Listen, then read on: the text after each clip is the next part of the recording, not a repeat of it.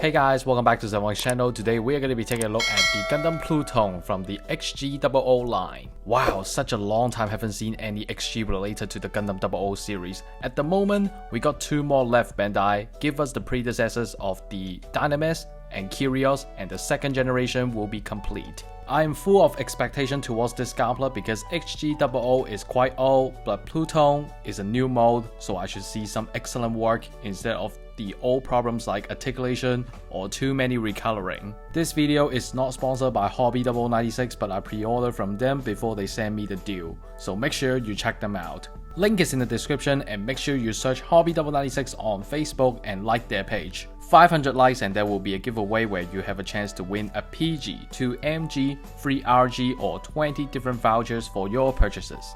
Check them out now. Alright, back to the Plutone. There's nothing for me to talk about because it's a premium Bandai box, but Bandai, can you be more creative? It's very boring to see a flying pose. Anyway, let's unbox it first. Well, another boring instruction menu again. Wish I could see something like the dictators where I can see the information and weapon explanation instead of this boring booklet. So let's quickly take a look at it.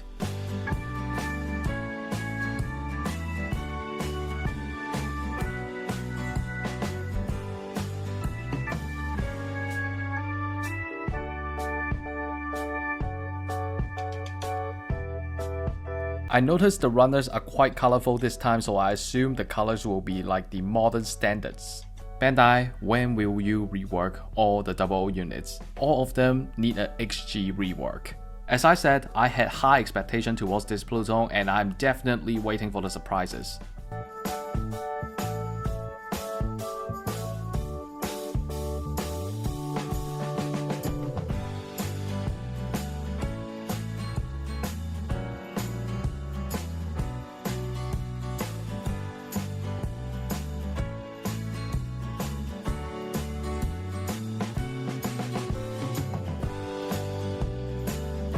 For the stickers, there are very little of it, so I assume it doesn't need a lot of recoloring other than some small details. Alright, let's start the review. Hey guys, welcome back to the Gundam Plutone review, so this is the finishing of it.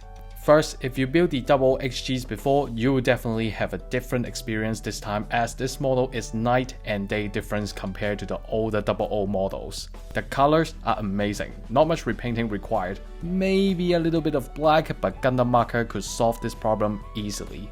Fitting is smooth. I remember back in the days when I was building the GN-Z series, the legs and feet will always have a gap, but this Plutone is wonderful. It's very friendly for out-of-box builders because there is basically no recolor needed. The num marks are small, you can't even see it. That's improvement because the older 00 kits have very big num marks. You will know it if you built one before. I'm very happy right now as its performance is beyond my expectations, so let's stop the chatting and take a look at it. Let's take a look at the articulation, starting with the head. The blue color that you're seeing at the side of the head, they are part separation, it's not stickers. Well done. However, the red part on the antenna, they are stickers, and personally, they don't look very good, so I would say use a Gundam marker. For the articulation, moving up, moving down, moving side to side, turn 90 degrees or more, so the articulation on the head is pretty good. Up to the chest part, the one thing that I don't really like about this chest is this clear piece right here because it's dark and you can't even see the stickers underneath it. There is a foil sticker underneath it, but because the clear piece is so dark that you can't even see the reflection.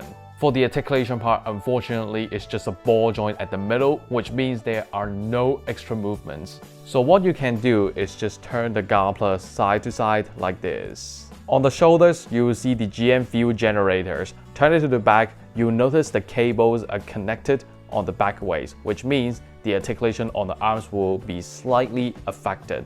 Let me show you what I mean. So first, turning 360 is no longer possible, only 180 because the cable is holding the articulation back. The whole arm could move to the front. It could lift up a little bit more than 90 degrees. There is a cable attached to the arm, but it doesn't affect the articulation. You can still touching the shoulders very well. However, when you put it back, you have to manually push back the cable, so this part is quite annoying. The wrist armor can move front and back for a little bit as well. Extra articulation, I love it. For the optional hands, we got a pair of open hands. Let's take a look at the waist. The front skirt could lift up 180 degrees. I cut them so they can move individually, and I strongly suggest you to cut them. For the side skirt, you will see a GN view generator, and also you got a little bit of movement as well. Turn it to the back, you will see the GN condenser. However, there is no articulation. Let's take a look at the legs. The yellow parts are part separation, so very well done. Turn it to the back, you will see the GN cable attached in the side skirt, but it won't affect the articulation. So let's take a look at the articulation. So first, kicking to the front, 90 degrees. Kicking to the back, 90 degrees. Wow, very good. Kicking to the side, another 90 degrees. So posing is no problem. For the bending though, U shape. Wow, even the cables didn't affect any articulation at all. And then at the knees armor, you will see a beam saber. If you felt like it's very difficult to pull it out, you can remove this armor and pull out the beam saber.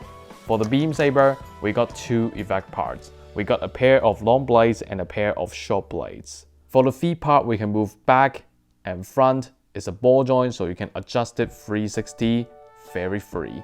But I want to complain about this feet right here. It's so small. Sometimes you can't even stand properly and you will have some very shaky standing pose, which really bothers me. Let's take a look at the backpack. For the second generation Gundam, you won't see the regular GN drive design.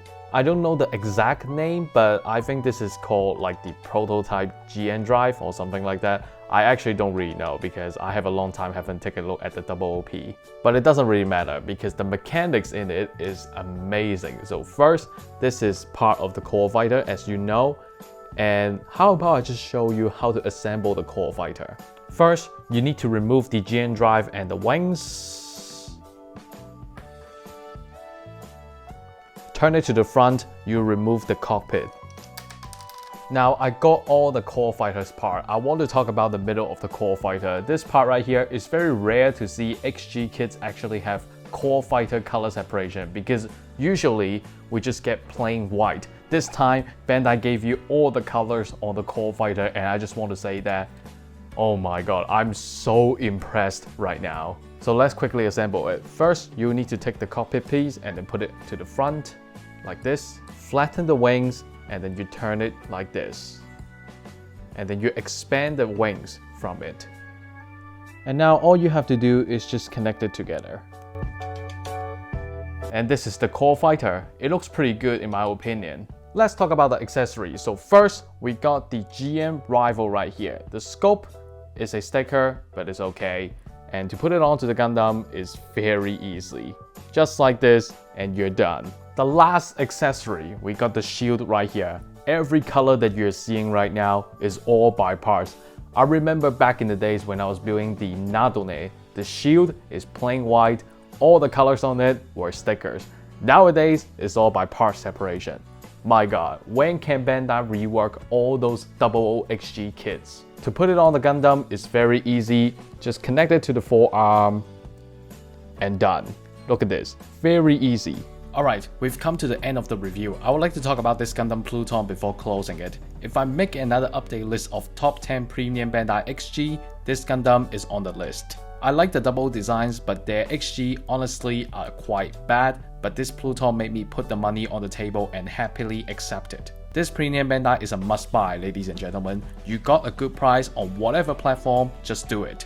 I often trash talk a lot of premium Bandai, but this Gundam convinced me to bring you the positives. I highly recommend people to try it even though you're not a small scale collector. It really deserves its price because the performance is awesome. I picked this up at around $60, I don't remember the price, but I'm very happy about it. But I'm sure this Plutone will not disappoint you. Thank you for watching this video. If you like this video, make sure you subscribe to me and hit the bell next to it. YouTube sometimes glitches and unsubscribe, so make sure you check that you subscribed. Check out Hobby 96 if you're looking for premium Bandai pre-orders, and they still got this Gundam Plutone in stock for $58. That's a low price. Go and grab it.